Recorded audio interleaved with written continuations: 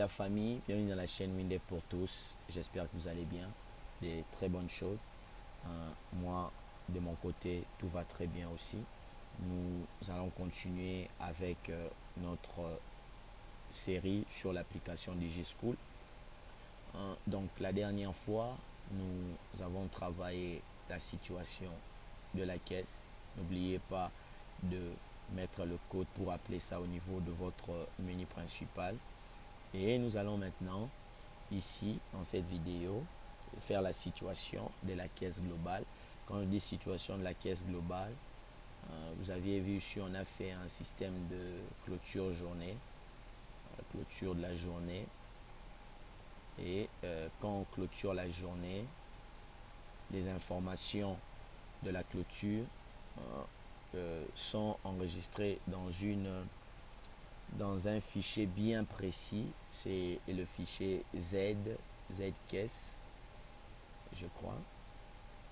Attendez, on va vérifier. C'est notre fichier ici. C'est le fichier Zcaisse qui est juste là. Et ce que nous allons faire, on va consulter ça par WDMap. Vous voyez ici, notre clôture ici. On a ces infos. Quand on a un fichier comme ça, on fait dans une application WinDev, on fait une clôture et qu'on récupère les différentes valeurs, on les récupère. Donc on a été coupé. Je disais, quand dans une application WinDev, vous faites une clôture, la manière la plus simple, on récupère, c'est-à-dire on récupère les valeurs, c'est-à-dire les montants des entrées et des sorties. Et vous allez mettre ça dans un fichier.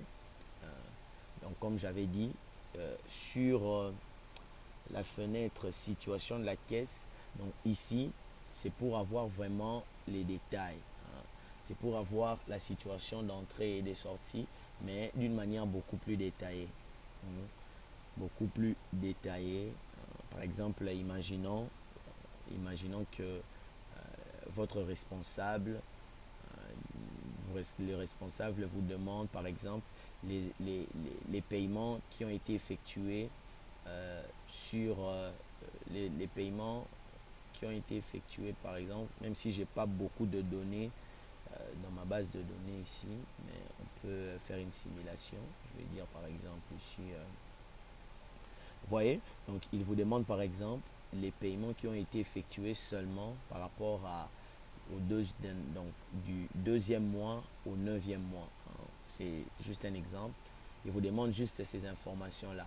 Donc là, vous êtes obligé de donner les détails. Et vous allez donner tous les paiements qui ont été effectués. C'est pourquoi on a fait cette situation d'entrée-sortie, mais de manière détaillée.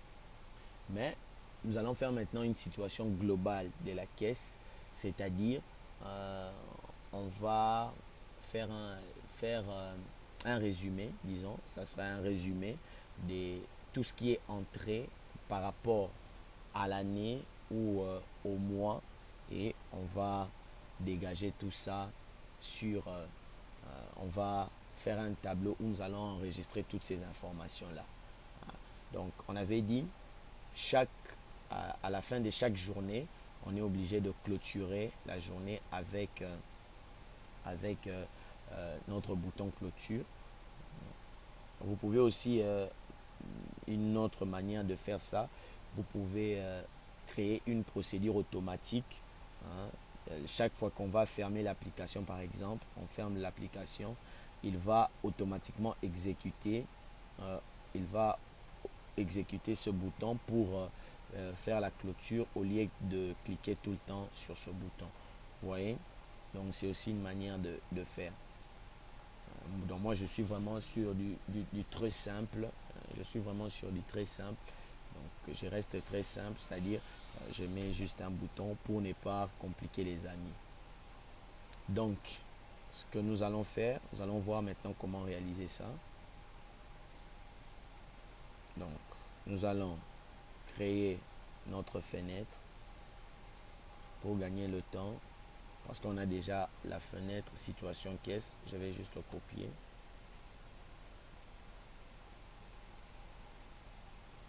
copier-coller. Je vais juste copier-coller ça.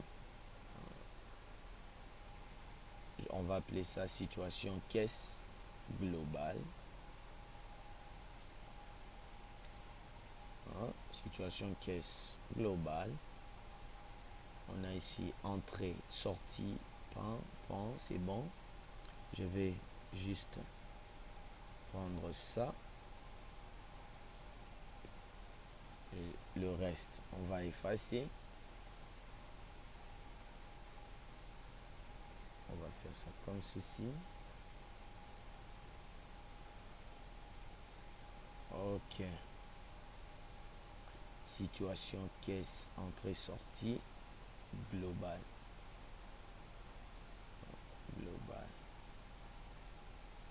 Situation caisse. Enlevons ça.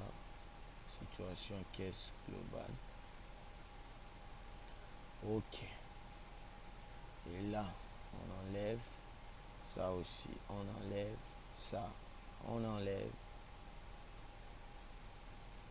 Situation caisse. Ça aussi, j'enlève ça. J'enregistre. Ça sera très rapide. Je viens ici. On va créer notre requête. Suivant. Liste. On va l'appeler liste situation globale. Liste situation globale. Notre fichier, c'est le fichier zcaisse. La date, motif, entrée, décaissement. Et puis l'année, pourquoi pas, ça peut être intéressant.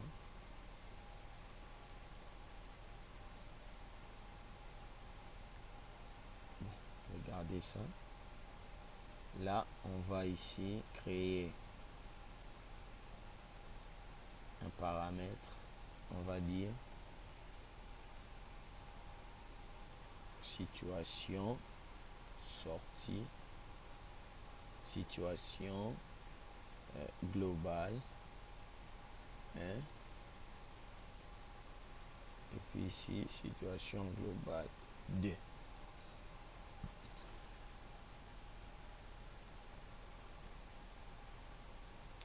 Les motifs, les montants, les années, on valide. C'est bon. C'est vraiment très simple, hein? Donc l'utilité vraiment, je disais, de ce tableau, l'utilité, c'est si vous avez comme ça dans votre application plusieurs sources d'entrée et plusieurs sources de sortie. Vous voyez, quand vous avez plusieurs sources d'entrée et plusieurs sources de sortie, la manière la plus simple pour faire quelque chose vraiment qui va faciliter l'usage à votre utilisateur, c'est de récupérer toutes les sources d'entrée et toutes les sources de sortie, hein, les mettre dans un même tableau comme ça. Il a une situation globale de la caisse, hein. En tout cas, je ne peux pas être plus simple au niveau des explications. J'espère que quelqu'un a compris, hein, pourquoi nous faisons ça. Parce qu'il y a un frère qui m'avait posé la question. Donc, si on a déjà une situation caisse, pourquoi encore faire une situation caisse globale?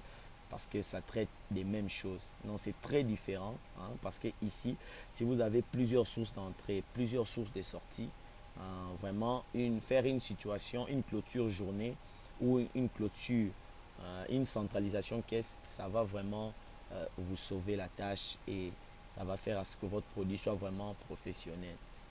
Vous voyez? Donc ici, je reviens sur mon tableau. Je vais à ce niveau appeler ici ma requête.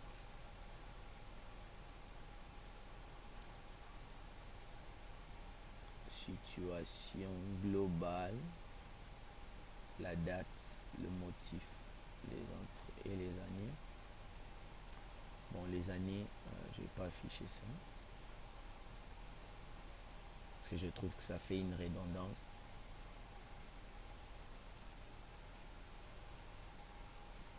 Et là, actif. Ici, ça sera encaissement. Donc, c'est-à-dire encaissement et décaissement. Mais vous pouvez appeler ça comme vous voulez. Situation après, on peut dire ici, situation après décaissement. Bon, je peux garder cette appellation, c'est pas un problème. Ou balance, vous pouvez appeler ça la balance. Donc, ça dépend de vous. J'entre dans mon tableau. Je vais faire des sommations. Détail. Somme. Sous. Détail. Décaissement.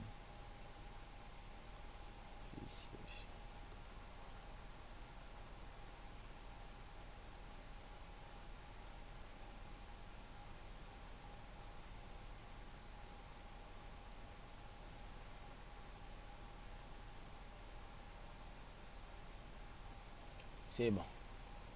J'enregistre. Ici, on va récupérer les valeurs saisies au niveau de notre date du au. Et bon. Et là, j'enlève ça. Je vais ici, liste entrée, liste globale. Et puis, je me rends sur ma variable. Je vais changer les valeurs. Je vais enlever une ligne de code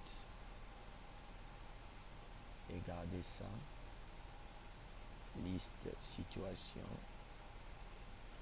Liste situation. Liste situation. Bon, je me suis gouré. Encaissement. Normalement, on doit faire ça comme ceci.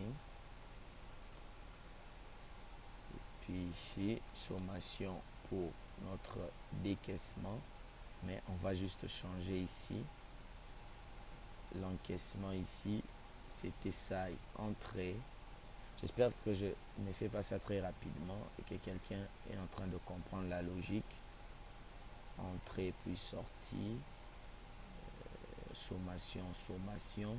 Et puis ici, entrée moins sortie, ça nous donne ça.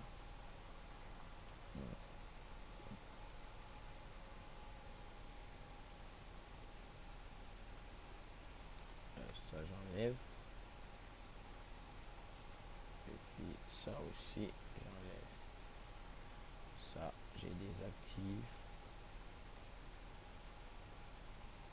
Ok, on va checker, voir ce que ça nous donne. Situation caisse globale. On prend ça.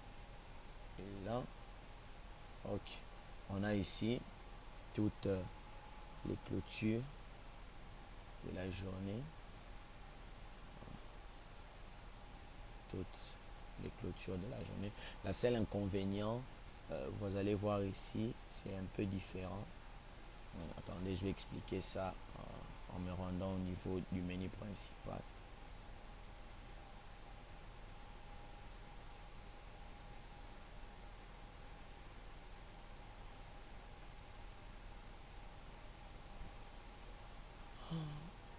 Ici, je viens juste là. On dit ici ouvre fenêtre situation caisse globale. On valide. Donc si je viens situation caisse, je vais prendre la même fourchette de date 2017 à 2021. Ça nous donne normalement en caisse, on a des 110 $. Et ici, si je viens maintenant sur la situation globale, 2017, on avait dit, janvier 2017 au 25 septembre. Ici, ça nous donne combien? Ça nous donne 45 $. Pourquoi cette différence? Tout simplement parce que je n'ai pas fait attention au moment où je faisais les clôtures. Je faisais les clôtures, je ne m'occupais pas vraiment des informations qu'il y avait dans les différents tableaux pour faire les clôtures. Donc c'est à peu près la seule inconvénient qu'il y a avec cette méthode. D'où, pour corriger ça, il faut que l'utilisateur veille à faire à la fin de chaque journée la clôture de la caisse pour avoir les mêmes informations dans les deux tableaux et pour qu'il y ait cohérence entre situation caisse et puis situation globale. Donc c'est à peu près ça, mais du reste c'est vraiment une très bonne solution pour fournir un produit qui répond vraiment aux besoins de l'utilisateur. Donc j'insiste vraiment, quand on fait une clôture caisse quand on a plusieurs sources d'entrée et plusieurs sources de sortie. Plusieurs sources d'entrée, donc c'est-à-dire quand je dis plusieurs sources d'entrée, on peut avoir des paiements, des entrées au niveau de l'école ou de la structure par rapport au paiement des frais scolaires, les sorties, comment on appelle ça, les activités parascolaires. Ça peut aussi être une autre source d'entrée dans l'établissement parce que pour faire des sorties, les élèves vont payer une certaine somme et cette somme-là entre dans la caisse. C'est encore là une source d'entrée. Si normalement, si on devait gérer ça, on doit faire un système là qui gère ça, les paiements et toutes ces choses-là. Donc, mais on n'est pas vraiment là. La chose la plus importante, c'est de comprendre que ça aussi, c'est une autre source d'entrée. Ça nous fait déjà deux sources d'entrée. On peut encore avoir une autre source d'entrée. Par exemple, paiement des fournitures scolaires, acheter les uniformes, les cartables et toutes ces choses-là. C'est encore une source d'entrée. Donc, on a déjà trois sources d'entrée. Et là, si vous avez séparé les tableaux, vous avez séparé les tables, il serait intéressant à la fin d'avoir un fichier clôture journée pour récupérer tout ça et avoir le tout dans un même tableau. Et pourquoi encore il faut avoir tout ça dans un même tableau? Ça va faciliter pour faire l'impression. Tout simple. Ça va faciliter pour faire notre impression parce que nous avons toutes nos données ici. Si je vais faire une impression, je vais juste créer le tableau, le fichier pour... je vais juste créer l'état de sortie pour ce fichier, pour ces informations. Et on imprime. Donc on a notre situation caisse globale. C'est tout. Donc c'est parmi les avantages de rassembler, de faire une centralisation par rapport à tout ça. Donc cela étant dit, je crois que je vais finir là pour cette vidéo. Très bonne chose à vous. Prenez soin de vous, partagez les vidéos. N'oubliez pas d'aimer aussi les vidéos, activer la cloche des notifications si ce n'est pas encore le cas. Moi, je vous donne rendez-vous à la semaine prochaine pour notre vidéo de la semaine prochaine. Nous allons toujours continuer cette série.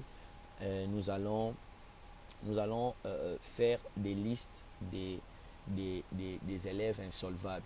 Par exemple, dans le cas où nous voulons chasser des élèves qui n'ont pas payé des frais scolaires, on va faire ça dans la vidéo prochaine. Des très bonnes choses à vous. Bye.